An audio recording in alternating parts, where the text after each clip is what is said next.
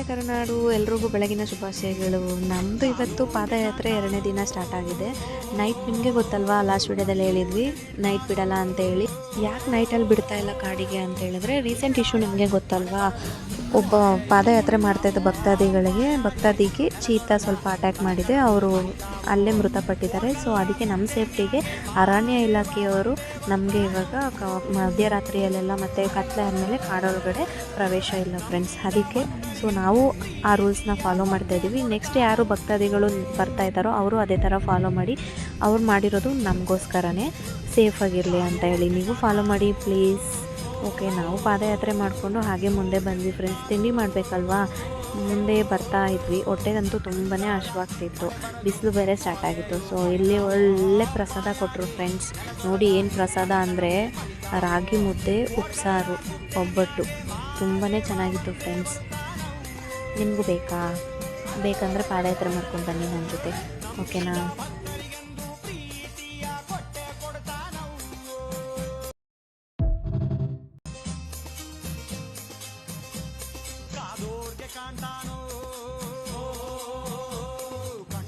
ಅಂತೂ ಉಪ್ಸಾರು ಮುದ್ದೆ ಬಾರಿಸ್ಕೊಂಡು ತಟ್ಟೆ ಹಳ್ಳದ ಹತ್ರ ಬಂದೆ.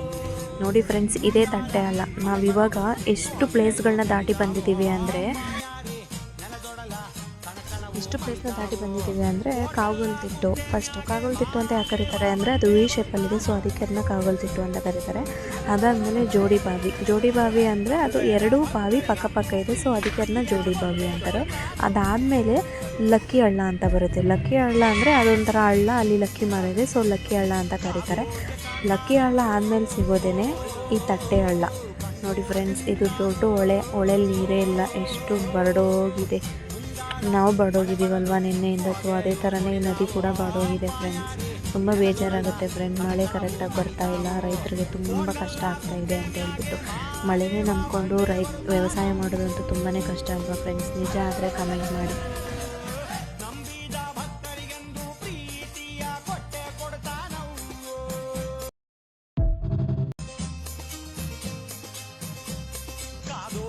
ಅಂತೂ ಬಿಸಿಲು ನೆತ್ತಿ ಮೇಲೆ ಬಂದಿದೆ, ಅದಕ್ಕೆ ನಮ್ಮ ಕೈಲಂತೂ ನಡೆಯೋಕ್ಕಾಗ್ತಾಯಿಲ್ಲ ಅಂತ ನಾವೇ ಹೇಳಿದ್ವಿ. ಸೊ ಅದಕ್ಕೆ ಮಲ್ಗೋಣ ಅಂತ ಹೇಳ್ಬಿಟ್ಟು ಸ್ವಲ್ಪ ಜಾಗ ಹುಡುಕ್ತಾಯಿದ್ವಿ. ತಟ್ಟೆ ಹಳ್ಳದಿಂದ ಮುಂದೆ ಬಂದರೆ ನೋಡಿ ಈ ಥರ ಮರಗಳಿದೆ ಲೈನಲ್ಲಿ, ಅಲ್ಲಿ ಸ್ವಲ್ಪ ನೆರಳಿದೆ, ತುಂಬಾ ಚೆನ್ನಾಗಿ ಗಾಳಿ ಬರ್ತಾಯಿತ್ತು. ಪ್ರಕೃತಿ ಮಡಿಲಲ್ಲಿ ನಾವಂತೂ ಸ್ವಲ್ಪ ಹೊತ್ತು ರೆಸ್ಟ್ ಮಾಡಿದ್ವಿ. ನಿದ್ದೆ ಅಂತೂ ಚೆನ್ನಾಗಿ ಬಂತು, ಬಟ್ ನಾನಂತೂ ನಿದ್ದೆ ಮಾಡಿಲ್ಲ, ಎಲ್ಲರೂ ನಿದ್ದೆ ಮಾಡ್ತಾಯಿದ್ರು. ಸೊ ನಾನು ಏನು ಮಾಡಲಿ, ಬರೋವ್ರನ್ನೆಲ್ಲ ನೋಡ್ಕೊಂಡು ಸುಮ್ಮನೆ ಕೂತಿದ್ದೆ. ಇರಲಿ ಅಂತ ಒಂದು ಸ್ಮಾಲ್ ಕ್ಲಿಪ್ ತೊಗೊತಾ ಇದ್ದೆ. ಹೇಗಿದೆ ನಮ್ಮ ಜರ್ನಿ? ಚೆನ್ನಾಗಿದೆಯಾ? ಪ್ರಕೃತಿ ಮಡ್ಲಲ್ಲಿ ಮಲ್ಕೊಳ್ಳೋದು ಅಂದರೆ ಪುಣ್ಯ ಮಾಡಿರಬೇಕು ಗೊತ್ತಾ. ಎಷ್ಟು ಚೆನ್ನಾಗಿರುತ್ತೆ, ಪ್ರಶಾಂತವಾಗಿರುತ್ತೆ. ಗಾಳಿ ಸದ್ದು, ಹಕ್ಕಿಗಳ ಸದ್ದು ಎಲ್ಲನೂ ಇರುತ್ತೆ.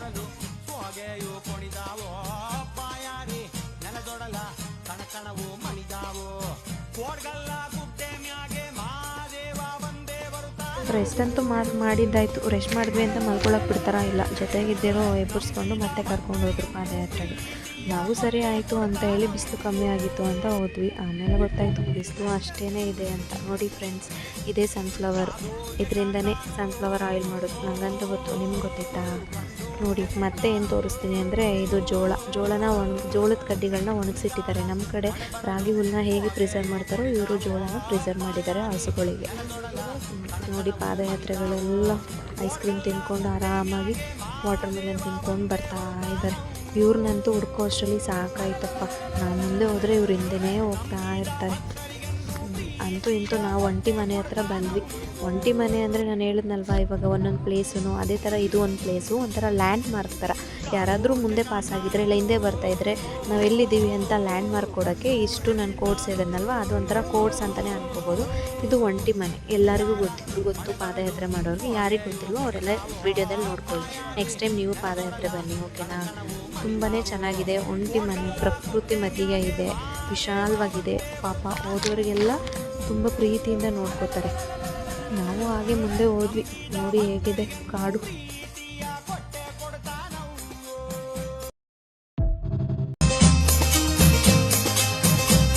ಕಾದೋರ್ಗೆ ಕಾಣ್ತಾನೋ, ಕಂಡೋರ್ಗೆ ನೀಡ್ತಾನೋ, ಮುಂಗಾರ ಮಳೆ ಬರಲು ಹೊಗೆಯೋ ಕುಣಿದಾವೋ.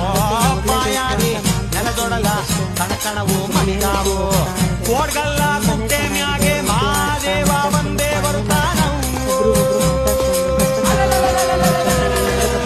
ನಂಬಿದ ಭಕ್ತರಿಗೆಂದು ಪ್ರೀತಿಯ ಕೊಟ್ಟೆ ಕೊಡ್ತಾನವು ಅದಕ್ಕೋಸ್ಕರ ವೇಟ್ ಮಾಡ್ತಾ ಇದ್ದಾರೆ. ಅವ್ರ ಜೊತೆ ಇವಾಗ ನಾವು ಕನೆಕ್ಟ್ ಆಗ್ತೀವಿ. ಸೊ ಕಾದೋರ್ಗೆ ಕಾಣ್ತಾನೋ ಕಂಡೋರ್ಗೆ ನೀಡ್ತಾನೋ ಮಳೆ ಬರಲು ಹೊಗೆಯು ಕೊಡಿದಾವೋ ಬಾಯಾಗಿ ನೆಲದೊಡಲ ಕಣಕಣವು ಮಣಿದಾವೋ ಕೋಡ್ಗಲ್ಲ ಗುಡ್ಡೆ ಮ್ಯಾಗೆ ಮಹಾದೇವ ಬಂದೇ ಬರುತ್ತಾನವು ನಂಬಿದ ಭಕ್ತರಿಗೆಂದು ಪ್ರೀತಿಯ ಕೊಟ್ಟೆ ಕೊಡ್ತಾನವು ನೋಡಿ ಇಲ್ಲೊಂದು ಹೇಳಿದ್ದು ಇದನ್ನ ನಾವು ಜೀರ್ಬೂರ್ ಅಂತ ಕರಿತಾ ಇದ್ವಿ. ಪ್ರತಿ ಸತಿ ಸಂಡೇ ಟೈಮು ಊರಿಗೆ ಬರ್ತಾ ಇತ್ತು.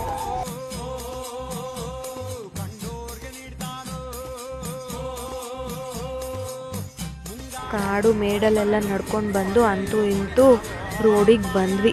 ನೋಡಿ ಎಲ್ಲರೂ ಮಾದೇಶ್ವರನ ಹೋಗಿ ಆಡ್ಕೊಂಡು ಕಾಡಲ್ಲಿ ನಡ್ಕೊಂಡು ಬಂದು ಸುಸ್ತಾಗಿ ವಿಶ್ರಾಂತಿ ತಗೋತಾ ಇರೋರು ತುಂಬಾ ಇದ್ದಾರೆ. ಮೇನ್ ರೋಡ್ ಅಂತೂ ಜಾಯ್ನ್ ಆಯಿತು. ತುಂಬ ವೆಹಿಕಲ್ಸ್ ಓಡಾಡ್ತಾ ಇತ್ತು ದೇವ್ರ ದರ್ಶನ ಮಾಡಿಕೊಂಡು. ಹಾಗೆ ಪೊಲೀಸವರು ಕೂಡ ತುಂಬಾ ಚೆನ್ನಾಗಿ ಪ್ರೊಟೆಕ್ಟ್ ಮಾಡ್ತಾಯಿದ್ರು. 1 ಕಿಲೋಮೀಟರ್ಗೆ ಇಬ್ಬಿಬ್ಬರು ಪೊಲೀಸ್ ಇದ್ದರು. ಭಕ್ತಾದಿಗಳಿಗೆ ಗೈಡ್ ಮಾಡ್ತಾಯಿದ್ರು ಯಾವ ಸೈಡ್ ಹೋಗಬೇಕು ಯಾವ ಸೈಡ್ ಬರಬೇಕು ಅಂತ.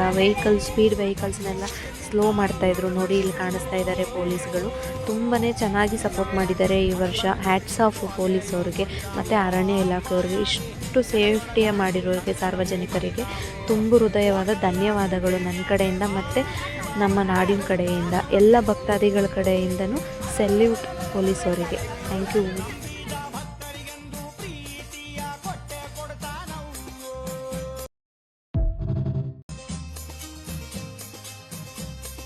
ನನಗಂತೂ ನಿನ್ನೆ ಇದ್ದಿದ್ದ ಜೋಶ್ ಅಂತೂ ಇಲ್ಲ, ಸ್ವಲ್ಪ ಕಮ್ಮಿ ಆಗಿದೆ. ಆದರೂ ಜೋಶ್ ಬಿಟ್ಟಿಲ್ಲ. ಯಾಕಂದರೆ ನಂದು 2 ಕಾಲು ಬೊಬ್ಬೆ ಬಂದುಬಿಟ್ಟಿದೆ. ನನ್ನ ಕೈಲಂತೂ ನಡೆಯೋಕ್ಕೆ ಆಗ್ತಿಲ್ಲ, ಹೆಜ್ಜೆ ಕೂಡ ಇಡೋಕ್ಕಾಗ್ತಿಲ್ಲ. ಆದರೂ ಮಾದೇಶ್ವರ ನೋಡಲೇಬೇಕು ಅಂತ ಹೋಗ್ತಿದ್ವಿ. ನೋಡಿ ಫ್ರೆಂಡ್, ಮುಂದೆ ಒಂದು ಕ್ಯಾಪ್ಚರ್ ಮಾಡಿದ್ದೀನಿ. ಏನಂದರೆ ಅವರಿಬ್ಬರು ಗಂಡ ಹೆಂಡತಿ ಅನಿಸುತ್ತೆ. ಅಲ್ಲಿ ವಾಟರ್ ಮೆಲನ್ನು ಮತ್ತು ಬನಾನಾ ದಾನ ಮಾಡ್ತಾಯಿದ್ರು. ಒಂದು ಕೊಡಿ ಅಂದರೆ ಫುಲ್ ಒಂದು ಚಿಪ್ಪು ಒಂದು ಉಂಡೆ ಫುಲ್ ತಗೊಂಡು ಹೋಗ್ತಾ ಇದ್ದಾರೆ. ಮತ್ತು ಇವತ್ತಂತೂ ನಾವು ಕೌದಳ್ಳಿ ರೀಚ್ ಆಗಿದ್ದೀವಿ. ಕತ್ಲಾಯಿತು, ಬಿಡಲ್ವಂತೆ ಇವಾಗ ಮುಂದೆ ಹೋಗಬೇಕು. ಸೊ ನಾವಿಲ್ಲೇ ಸ್ಟೇ ಆಗಿದ್ದೀವಿ. ನೋಡಿ ನಾವು ಸ್ಟೇ ಆಗಿರೋ ಪ್ಲೇಸು. ಒಳ್ಳೆ ಜಾಗ ಹುಡ್ಕಿದ್ದೀವಿ ಮಾಡ್ಕೊಳ್ಳೋಕ್ಕೆ. ನೆನ್ನೆ ಅಂತೂ ನಿದ್ದೆ ಮಾಡಿಲ್ಲ ನಾನು. ಇವತ್ತಾದರೂ ನಿದ್ದೆ ಮಾಡಬೇಕು ಅಂದ್ಕೊಂಡಿದ್ದೀನಿ. ಗೊತ್ತಿಲ್ಲ ನಿದ್ದೆ ಬರುತ್ತಾ ಬರಲ್ವ ಅಂತ. ತುಂಬಾ ಕಾಲು ನೋಡ್ತಾಯಿದೆ. ಕಾಲಿಗೆಲ್ಲ ಔಷಧಿ ಹಚ್ಕೊಂಡು ಮಲ್ಕೊಂಡಿದ್ದೀವಿ. ಎಲ್ಲೂ ಊಟ ಕೊಟ್ಟರು. ಏನು ಊಟ ಅಂದರೆ ಸೇಮ್ ಸಾರು ಮತ್ತು ಅವರೆಕಾಳು ಸಾರು. ತುಂಬಾ ಚೆನ್ನಾಗಿತ್ತು. ನಮ್ಮ ಡೇ 2 ಹೀಗಿತ್ತು. ನಿಮ್ಗೆ ಹೇಗೆ ಅನ್ನಿಸ್ತು ನಮ್ಮ ಡೇ 2? ಚೆನ್ನಾಗಿದ್ದರೆ ಲೈಕ್ ಮಾಡಿ, ಸಬ್ಸ್ಕ್ರೈಬ್ ಮಾಡಿ, ಫಾಲೋ ಮಾಡಿ. ಬಾಯ್. ನೀವು ಚೆನ್ನಾಗಿ ನಿದ್ದೆ ಮಾಡಿ, ನಾವು ಚೆನ್ನಾಗಿ ನಿದ್ದೆ ಮಾಡ್ತೀವಿ. ಸಿಗುವ ಮತ್ತೆ. ಬಾಯ್.